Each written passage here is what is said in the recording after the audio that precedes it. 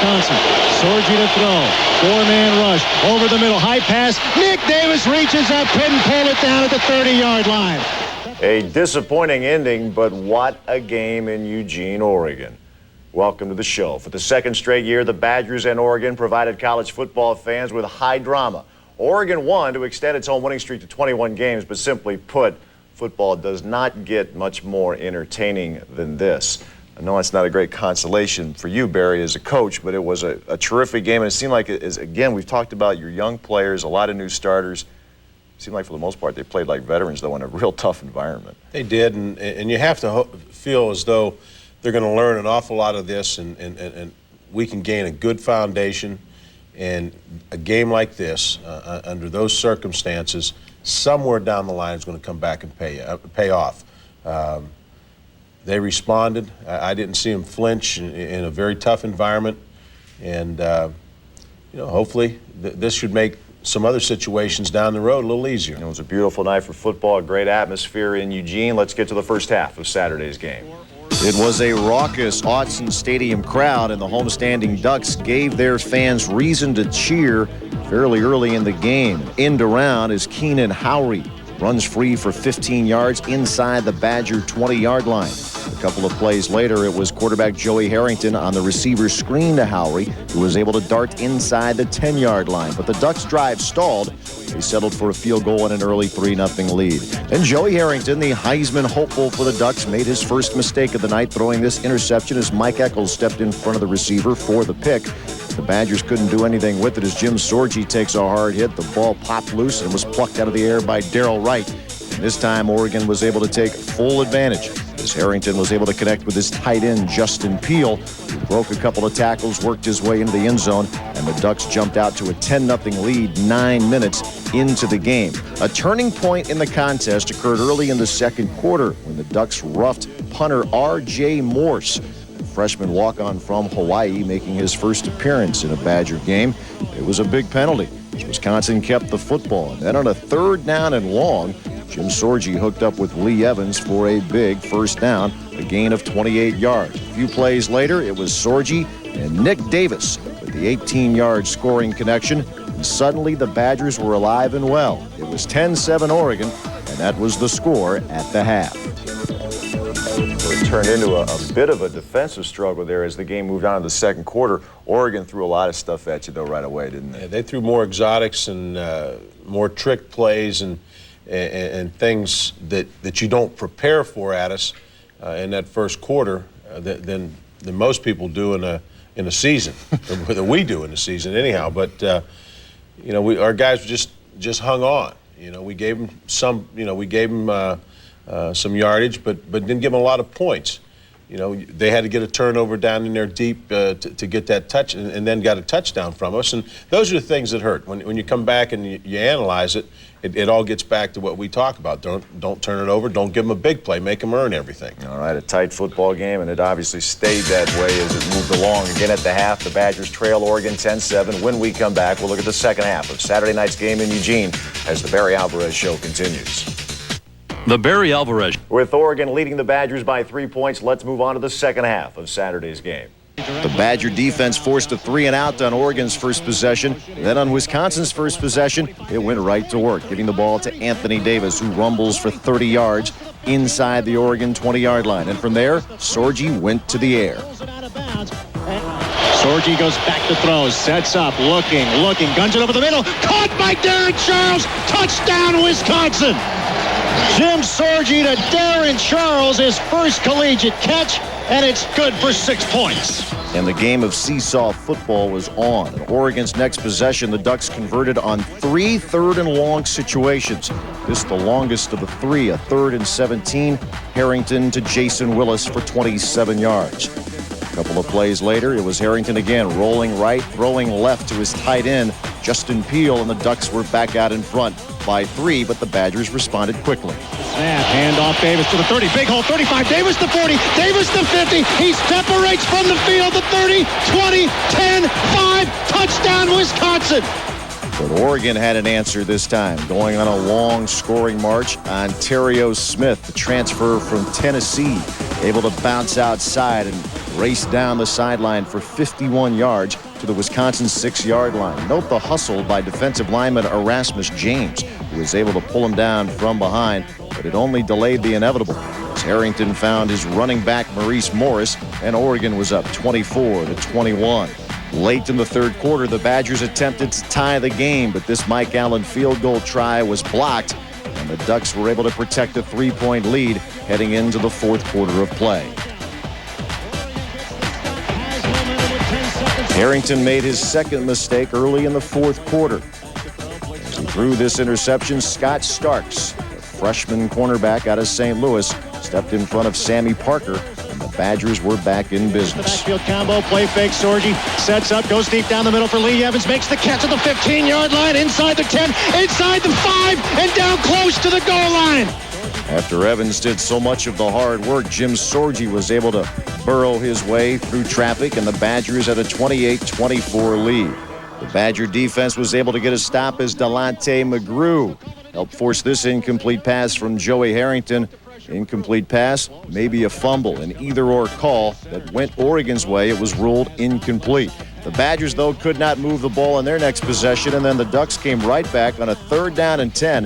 Harrington and Justin Peele hook up for a 25-yard connection, which set up this 1-yard leap into the end zone, and the Ducks were out in front by 3. Late in the game, less than 2 minutes to play, Wisconsin still had life. Jim Sorgi able to avoid the rush, and he found Lee Evans, who scrambled for 36 yards, and the Badgers had a chance to pull out some late heroics. But on 4th and 10 from the Oregon 47-yard line, Sorgi and Nick Davis were unable to connect on this toss. From there, the Ducks were able to run out the clock and escape with a 3-point victory. We have to go back. We have to go to the drawing board, as always, look at what we did wrong, and we can't make the same mistakes. We can't keep making the same mistakes. When we make the same mistakes, people are going to key on that, and they're going to cash in. Just because you play hard all the time don't mean that you're going to win. You know, you got to execute, and you got to be on top of your game at all times. You know, just one more play, and maybe we could have won this game, but we didn't make it. And the important thing now is that we bounce back and play the game next week. Positive is we're growing as a football team, and I just wish the positive was with a win, you know.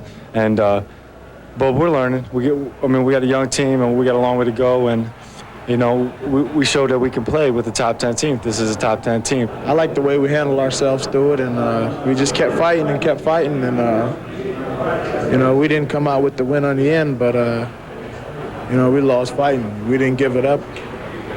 We just didn't finish. Games like this, 2, 3, or 4 plays makes the difference, I guess, Barry.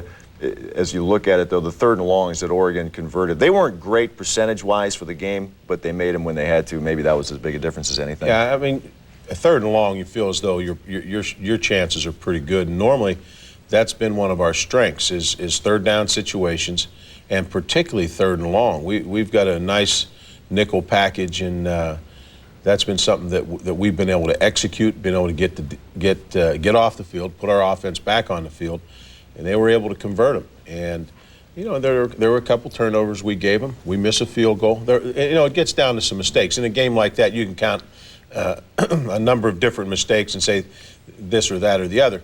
Bottom line is, it was a good football game. We just didn't have quite enough. All right, the Badgers now 1-1, Oregon 1-0. Of course, first game of the year for Mike Bellotti's team this season. A bit later, we'll get a sneak peek of this week's Badger game against Fresno State. But up next, we'll hear from the league's preseason Defensive Player of the Year, Wendell Bryant, as the Barry Alvarez Show continues.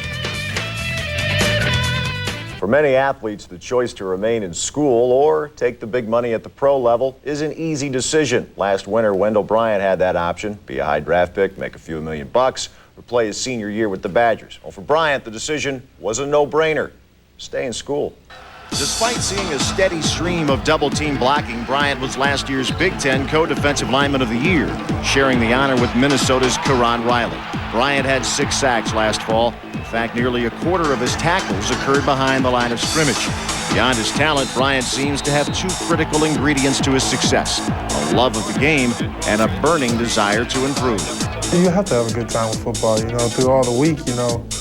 You're so serious and you're so focused, and as far as like getting the plays down and learning everything, you know, on Saturday it's time to and I kick back, because it's time to go full blast and just have a little fun, you know.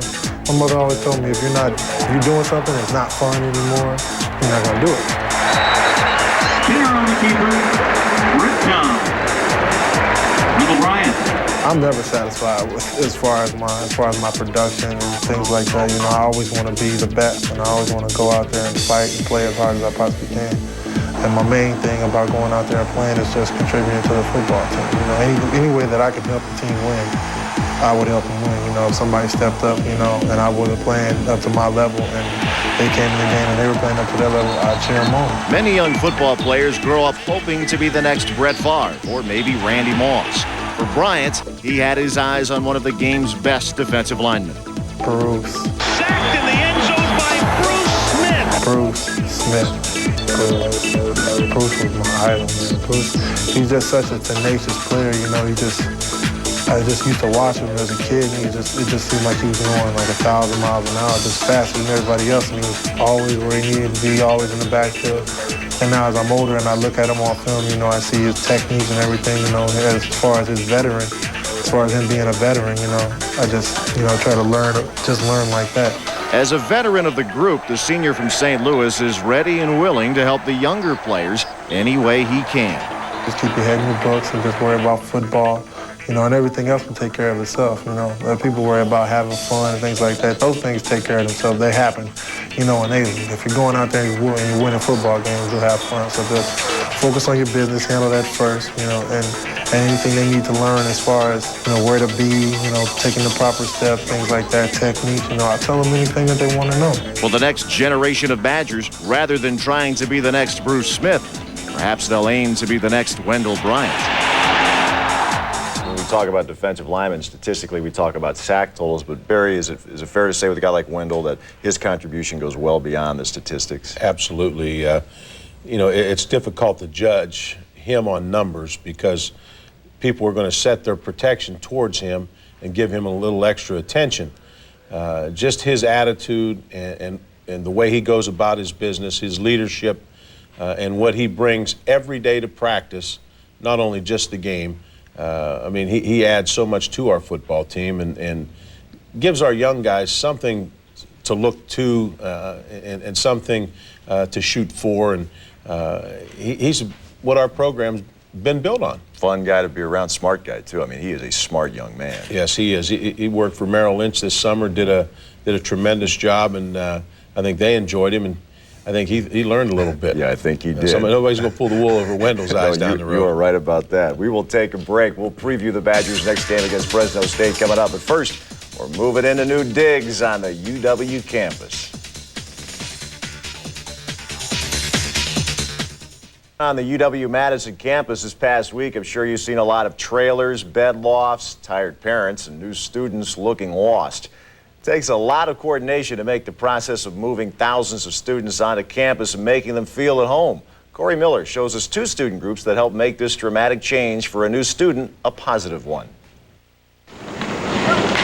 It's late August, and Madison is being invaded by new students. But the university's not worried. They have the Badger Buddies. If we did not have the Badger Buddies, move-in would be a much more hectic and problematic event. I just like to help out. Badger Buddies volunteer students, like Jessica here, make sure that all of the new students' concerns are taken care of. Like, We'll move stuff up to their rooms. We've been manning the elevators to help those go quickly.